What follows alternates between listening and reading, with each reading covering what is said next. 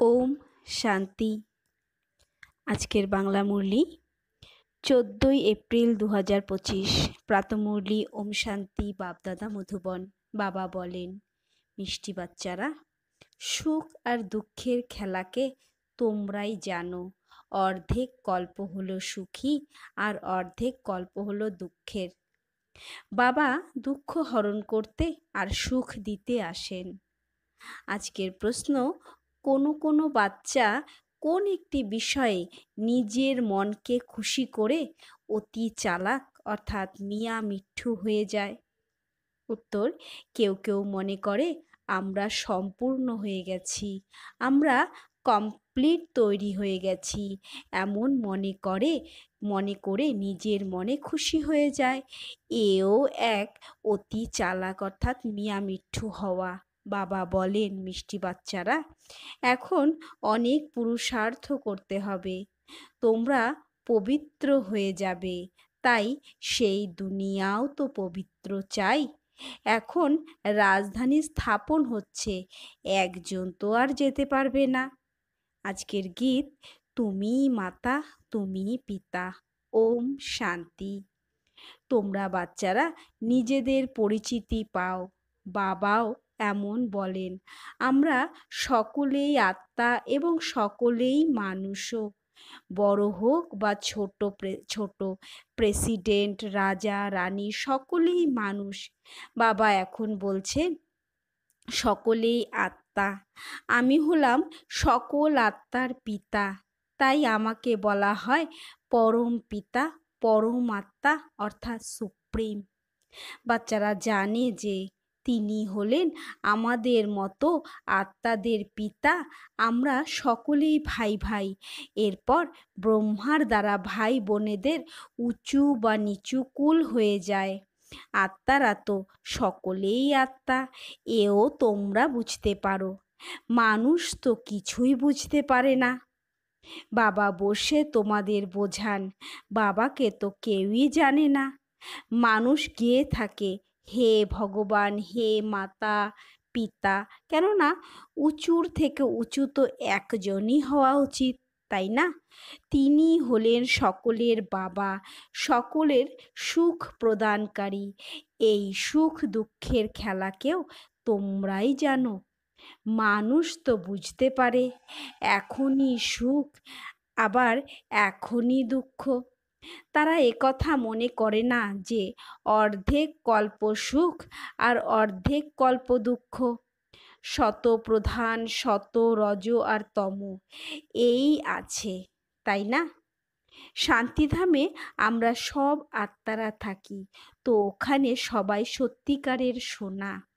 ওখানে কেউই পৃথক হতে পারে না, যদিও নিজের আলাদা পার্ট ভরা থাকে, কিন্তু আত্মারা সকলেই পবিত্র থাকে। অপবিত্র আত্মা সেখানে থাকতে পারে না। এই সময় এখানে কোনো পবিত্র আত্মা থাকতে পারে না। তোমরা ব্রাহ্মণ কুলভূষণরা এখন পবিত্র হচ্ছ। তোমরা এখন নিজেদের দেবতা বলতে পারবে না, তারা হলো সম্পূর্ণ নির্বিকারী। তোমাদের সম্পূর্ণ নির্বিকারী বলাই হবে না। শঙ্করাচার্যই হোক বা অন্য যে কেউ হোক, দেবতারা ছাড়া অন্য কাউকেই নির্বিকারী বলা যাবে না। এই কথা তোমরাই জ্ঞান সাগরের মুখ থেকে শোনো। তোমরা এও জানো যে জ্ঞান সাগর এই একবারই আসেন, মানুষ তো পুনর্জন্ম নিয়ে আবার আসে। কেউ এই জ্ঞান শুনে চলে গেছে, সংস্কার নিয়ে গেছে, তো তারা যখন আবার পুনর্জন্মে আসে, তারা এসে আবার শোনে। তোমরা তো বুঝতে পারো, কেউ 6 বা 8 বছরেরও হয়, তাও তাদের মধ্যে খুব ভালোভাবে বোঝার ক্ষমতা এসে যায়। আত্মা তো ওই একই। এই জ্ঞান শুনে তাদের ভালো লাগে। আত্মা মনে করে আমি আবারও বাবার এই জ্ঞান পাচ্ছি। তাদের ভিতরে খুশি থাকে, তারা অন্যদেরও শেখাতে লেগে যায়। ফুর্তি এসে যায়। যেমন লড়াই যারা করে তারা সেই সংস্কার নিয়ে যায়, তো ছোটবেলাতেই সেই কাজে খুশির সঙ্গে লেগে যায়। তোমাদের তো এখন পুরুষার্থ করে নতুন দুনিয়ার মালিক হতে হবে। তোমরা তো সকলকে একথা বোঝাতে পারো। তোমরা নতুন দুনিয়ার মালিক হতে পারো, না হলে শান্তিধামের মালিক হতে পারো। শান্তিধাম হলো তোমাদের ঘর, যেখানে থেকে যেখান থেকে তোমরা এখন অভিনয় করতে এসেছো। এ কথাও কেউ জানে না, কারণ আত্মার কথাই তারা জানে না। তোমরাও তো প্রথমে জানতেই না যে আমরা নিরাকারী দুনিয়া থেকে এসেছি, আমরা হলাম বিন্দু। যদিও সন্ন্যাসীরা বলে ভ্রুকুটির মধ্যে আত্মা তারা রূপে থাকে, তবুও বুদ্ধিতে বড় রূপে এসে যায়। শালগ্রাম বললে বড় রূপ মনে করে, আত্মা হলো শালগ্রাম। যজ্ঞ যখন করে তখন সেখানেও বড় বড় শালগ্রাম বানানো হয়। পুজোর সময়ও শালগ্রামের বড় রূপই বুদ্ধিতে থাকে। বাবা বলেন, এ সম্পূর্ণ অজ্ঞানতা। জ্ঞান তো আমিই শোনাই, দুনিয়াতে আর কেউই তা শোনাতে পারে না।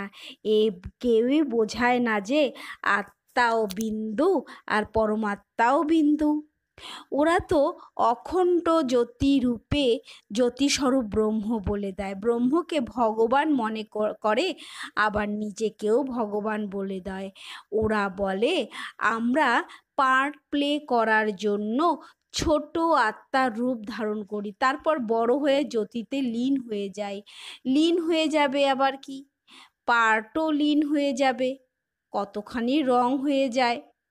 বাবা এখন এসে সেকেন্ডেই জীবন মুক্তি দান করেন, তারপর অর্ধেক কল্প পরে সিঁড়িতে নামতে নামতে জীবন বন্ধতে এসে যায়। তারপর বাবা এসে আবার জীবন মুক্ত করেন, তাই তাকে সকলের সদ্গতি দাতা বলা হয়। তাই যিনি পতিত পাবন বাবা, তাকেই স্মরণ করতে হবে। তার স্মরণেই তোমরা পবিত্র হবে, না হলে তোমরা পবিত্র হতে পারবে না। উঁচুর থেকে উঁচু হলেন একমাত্র বাবাই। কোনো কোনো বাচ্চা মনে করে আমরা সম্পূর্ণ হয়ে গেছি, আমরা সম্পূর্ণ তৈরি হয়ে গেছি, এই মনে করে নিজের মনকে খুশি করেও নেয়। এও হলো অতি চালাক হওয়া। বাবা বলেন, মিষ্টি বাচ্চারা, এখন অনেক পুরুষার্থ করতে হবে। তোমরা পবিত্র হলে তোমাদের জন্যে পবিত্র দুনিয়াও চাই। একজন তো আর যেতে পারবে না, কেউ যতই চেষ্টা করুক না কেন। আমরা শীঘ্রই কর্মাতীত হয়ে যাব, কিন্তু তা হবে না, রাজধানী স্থাপন হতে হবে। যদিও কোনো ছাত্র পড়াতে খুবই হুঁশিয়ার বা ওস্তাদ হয়ে যায়, কিন্তু পরীক্ষা তো সময় মতোই হবে, তাই না? পরীক্ষা তো আর তাড়াতাড়ি হতে পারে না। এও তেমনই, সময় যখন হবে তখন তোমাদের পড়ার ফল বের হবে। যতই ভালো পুরুষার্থ করো না কেন, এখন বলতেই পারো না যে আমরা কমপ্লিট তৈরি, তা নয়। 16 কলা সম্পূর্ণ কোনো আত্মা এখন হতে পারবে না। তোমাদের অনেক পুরুষার্থ করতে হবে। নিজের মনকে কেবল খুশি করলেই হবে না যে আমরা সম্পূর্ণ হয়ে গেছি, তা নয়। সম্পূর্ণ অন্তিম সময়ই হতে হবে। তোমরা অতি চালাক হয়েও না। এখন তো সম্পূর্ণ রাজধানী স্থাপন হবে। হ্যাঁ, তোমরা এটা বুঝতে পারো যে সময় খুব অল্প আছে। মুষলও আবিষ্কৃত হয়েছে, বানাতেও প্রথমে সময় লাগে, তারপর যখন অভ্যাস হয়ে যায় তখন চট করে বানিয়ে ফেলে। এই নাটকেই লিপিবদ্ধ আছে। মানুষ বিনাশের জন্য বোমস বানাতে থাকে, গীতাতেও এই মুষল অক্ষর আছে। শাস্ত্রতে আবার লিখে দিয়েছে পেট থেকে লোহা বের হয়েছে, আরও কত কি হয়েছে। এসব তো মিথ্যা কথা। তাই না? বাবা এসে বোঝান, একে মিসাইলস বলা হয়। এখন এই বিনাশের পূর্বে আমাদের তমপ্রধান থেকে শতপ্রধান হতে হবে। বাচ্চারা জানে যে আমরা আদি সনাতন দেবী দেবতা ধর্মের ছিলাম। আমরা প্রকৃত সোনা ছিলাম। ভারতকে সত্যখণ্ড বলা হয়, এখন তা মিথ্যা খণ্ড হয়ে গেছে। সোনাও তো আসল আবার আর নকল হয়, তাই না? বাচ্চারা, এখন তোমরা জেনে গেছো যে বাবার কি মহিমা। তিনি হলেন মনুষ্য সৃষ্টির বীজ রূপ, সত্য এবং চৈতন্য। আগে তো তোমরা কেবল মহিমা করতে, এখন তোমরা বুঝতে পারছো যে আমাদের মধ্যে সম্পূর্ণ গুণ ভরে দিচ্ছেন। বাবা বলেন, সবার প্রথমে তোমরা স্মরণের যাত্রা করো। তোমরা আমাকে স্মরণ করলে তোমাদের বিকর্ম বিনাশ হয়ে যাবে। আমার নামই হলো পতিত পাবন। এমন গেয়েও থাকে যে, হে পতিত পাবন এসো, কিন্তু তিনি এসে কি বলবেন তা জানে না। এক সীতা তো হবে না, তোমরা সকলেই তো সীতা। বাচ্চারা, বাবা তোমাদের অসীম জগতে নিয়ে যাওয়ার জন্য অসীম জগতের কথা শোনান। তোমরা অসীম বুদ্ধির দ্বারা জানো যে পুরুষ আর মহিলা সকলেই সীতা, সকলেই রাবণের জেলে বন্দী। বাবা অর্থাৎ রাম এসেই সকলকে রাবণের জেল থেকে মুক্ত করেন। রাবণ কোনো মানুষ নয়। তোমাদের এ কথা বোঝানো হয় যে প্রত্যেকের মধ্যেই 5 বিকার আছে, তাই একে রাবণ রাজ্য বলা হয়। এর নামই হলো বিকারী দুনিয়া, সে হলো নির্বিকারী দুনিয়া। দুই নাম পৃথক, এ হলো বেশ্যালয় আর ওটা হলো শিবালয়। এই লক্ষ্মী নারায়ণ নির্বিকারী দুনিয়ার মালিক ছিলেন। এদের সামনে গিয়ে বিকারী মানুষ মাথা নত করতেন। বিকারী রাজা ওই নির্বিকারী রাজাদের সামনে মাথা নত করতেন। এও তোমরাই জানো। মানুষ তো কল্পের আয়ু জানে না, কিভাবে বুঝবে যে রাবণ রাজ্য কবে শুরু হয়? অর্ধেক অর্ধেক হওয়া উচিত, তাই না? রাবণ রাজ্য কখন শুরু করবে সম্পূর্ণ দ্বিধায় ফেলে দিয়েছে। বাবা এখন বোঝাচ্ছেন, এই 5000 বছরের চক্র ঘুরতে থাকে। তোমরা এখন জানতে পেরেছ যে আমরা 84 জন্মের পার্ট প্লে করি, তারপর আমরা ঘরে ফিরে যাই। সত্যযুগ এবং ত্রেতাতেও আমরা পুনর্জন্ম গ্রহণ করি, সে হলো রামরাজ্য। তারপর রাবণ রাজ্যে আসতে হবে। এ হলো হার জিতের খেলা। তোমরা জয় পাও তাই স্বর্গের মালিক হও, আর হেরে গেলে নরকের মালিক হও। স্বর্গ পৃথক, কেউ মারা গেলে বলে স্বর্গে গেছেন, তোমরা এখন বলবেই না, কারণ তোমরা জানো স্বর্গ কবে হবে। ওরা তো বলে দেয় জ্যোতি জ্যোতিতে মিলিয়ে গেল অথবা নির্বাণ হয়ে গেল। তোমরা তো বলবে জ্যোতি কখনোই জ্যোতিতে মেলাতে পারে না, সকলের সদ্গতিদাতা একজনই, এমন গাওয়া হয়। সত্যযুগকে স্বর্গ বলা হয়। এখন তো হলো নরক। এ হলো ভারতের কথা, বাকি উপরে কিছুই নেই। দিলওয়ারা মন্দিরে উপরে স্বর্গ দেখানো হয়েছে, তাই মানুষ মনে করে অবশ্যই উপরেই স্বর্গ। আরে উপরে আকাশের ছাদে মানুষ কিভাবে থাকবে? বুদ্ধু, তাই না? তোমরা এখন পরিষ্কার করে বোঝাতে পারো। তোমরা জানো যে এখানেই আমরা স্বর্গবাসী ছিলাম, আবার এখানেই আমরা নরকবাসী হই। এখন আবার আমাদের স্বর্গবাসী হতে হবে। এই জ্ঞান হলো নর থেকে নারায়ণ হওয়ার কথাও সত্য নারায়ণ হওয়ারই শোনানো হয়। রাম সীতার কথা বলা হয় না, এ হলো নর থেকে নারায়ণ হওয়ার কথা। উঁচুর থেকে উঁচু পদ হলো লক্ষ্মী নারায়ণের। রাম সীতা 2 কলা কম হয়ে যায়। উঁচু পদ পাওয়ার জন্য পুরুষার্থ করা হয়। এরপর যদি না করে তখন চন্দ্রবংশীতে যায়। ভারতবাসী যখন পতিত হয়ে যায় তখন নিজের ধর্মকে ভুলে যায়। খ্রিস্টানরা যদিও শত থেকে তম প্রধান হয়েছে, তবুও তো তারা খ্রিস্টান সম্প্রদায়ের, তাই না? আদি সনাতন দেবী দেবতা ধর্মের তো নিজেদের হিন্দু বলে দেয়। তারা এও বুঝতে পারে না যে আমরা প্রকৃতপক্ষে দেবী দেবতা ধর্মের। এ তো ওয়ান্ডার, তাই না? তোমরা জিজ্ঞেস করো হিন্দু ধর্ম কে স্থাপন করেছিল? তখনই মানুষ দ্বিধায় পড়ে যায়। দেবতাদের পূজা করে, তাহলে দেবতা ধর্ম তো আছে, তাই না? কিন্তু বুঝতেই পারে না এও এই নাটকে লিপিবদ্ধ আছে। তোমাদের বুদ্ধিতে সম্পূর্ণ জ্ঞান আছে। তোমরা জানো যে আমরা প্রথমে সূর্যবংশী ছিলাম, তারপর আমরা অন্য ধর্মে আসি, আমরা পুনর্জন্মে আসি।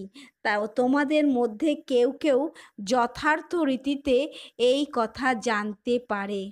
স্কুলেও কোনো কোনো স্টুডেন্টের বুদ্ধিতে খুব ভালোভাবে বসে যায়, কারোর কারোর বুদ্ধিতে কম বসে। এখানেও যারা পাশ করতে পারে না তাদের ক্ষত্রিয় বলা হয়। তারা চন্দ্রবংশীতে চলে যায়, তাদের 2 কলা কম হয়ে গেল, তাই না?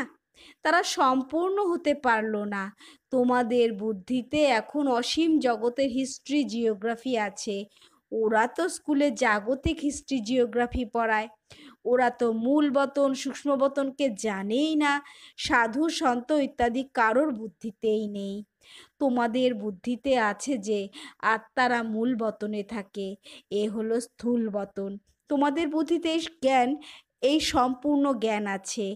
এই সদর্শন, এখানে সদর্শন চক্রধারী সেনা বসে আছে।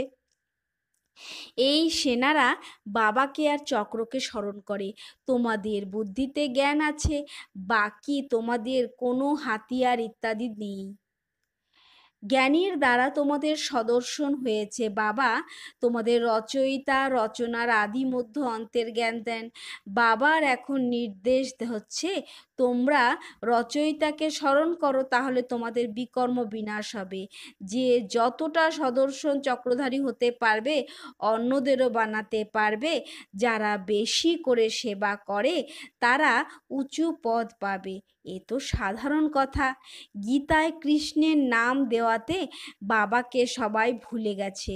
কৃষ্ণকে ভগবান বলা যাবে না, তাকে বাবাও বলা যাবে না। অবিনাশী উত্তরাধিকার একমাত্র বাবার থেকেই পাওয়া যায়। বাবাকেই পতিত পাবন বলা হয়। তিনি যখন আসেন তখনই আমরা শান্তিধামে যাই। মানুষ তো মুক্তির জন্য কত মাথা ঠুকতে থাকে। তোমরা কত সহজ করে বুঝিয়ে বলো। তোমরা বলো পতিত পাবন তো পরমাত্মা, তাহলে তোমরা গঙ্গা স্নান করতে কেন যাও? মানুষ গঙ্গার তীরে গিয়ে বসে যেন আমরা এখানে মারা যেতে পারি। প্রথমে বাংলায় কেউ যখন মারা যেত তখন তাকে গঙ্গার তীরে নিয়ে গিয়ে হরিবোল ধ্বনি দিত। তারা মনে করত এতে উনি মুক্ত হয়ে যাবেন। এখন আত্মা তো বেরিয়ে গেছে, সে তো আর পবিত্র হয়নি। বাবা এসেই পুরনো দুনিয়াকে নতুন করেন, বাকি নতুন কিছু রচনা করেন না।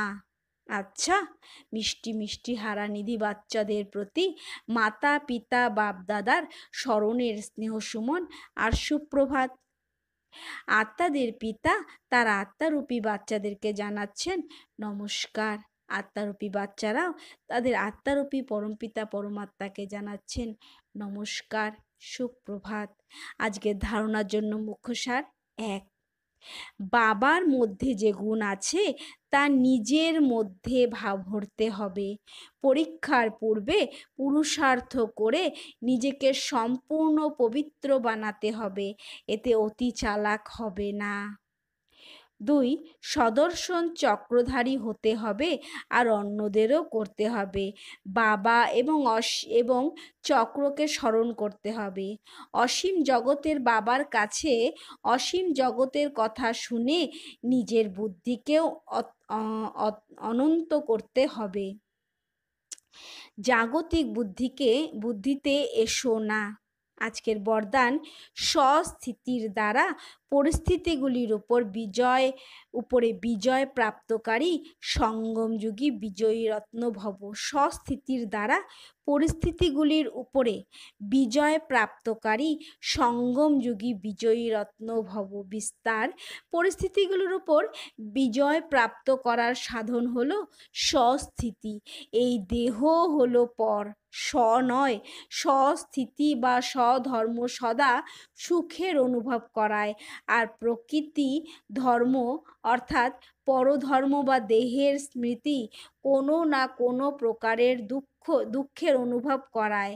তো যারা সদা স্বস্থিতিতে থাকে তারা সর্বদা সুখের অনুভব করে, তাদের কাছে দুঃখের ঢেউ আসতে পারে না, তারা সঙ্গমযুগী বিজয়ী রত্ন হয়ে যায়। আজকের স্লোগান, পরিবর্তন শক্তির দ্বারা ব্যর্থ সংকল্পের ফোর্সকে সমাপ্ত করো। পরিবর্তন শক্তির দ্বারা ব্যর্থ সংকল্পের ফোর্সকে সমাপ্ত করো। অব্যক্ত ইশারা, কম্বাইন্ড রূপের স্মৃতির দ্বারা সদা বিজয়ী হও। বিস্তার, সাধারণ মানুষ বলে যে যেদিকেই তাকাই সেদিকেই শুধু তুমি আর তুমি, আর আমরা বলি যে আমরা যা কিছু করি, যেখানেই যাই সেখানে বাবাও সাথে থাকেন, অর্থাৎ তুমি। যেরকম কর্তব্য তোমাদের সাথে থাকে সেই রকম প্রতিটি কর্তব্য যিনি করাচ্ছেন তিনিও সদা সাথে থাকেন। করণহার আর করাবনহার দুজনেই কম্বাইন্ড রয়েছে। ওম শান্তি।